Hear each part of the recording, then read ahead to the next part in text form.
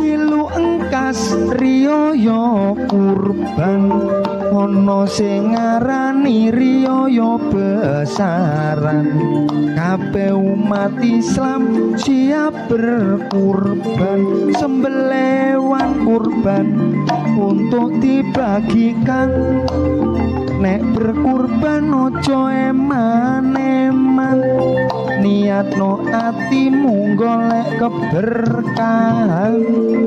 nyembelewan ojo jor-joran apa maneh gawe sombong-sombongan niatno kurban krana Allah pembagiane pasrahno panitia serahno nang masjid utawa musala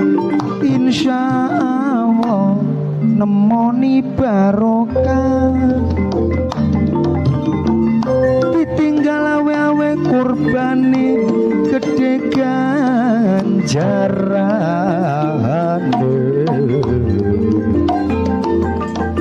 lali-lali datan bisa laline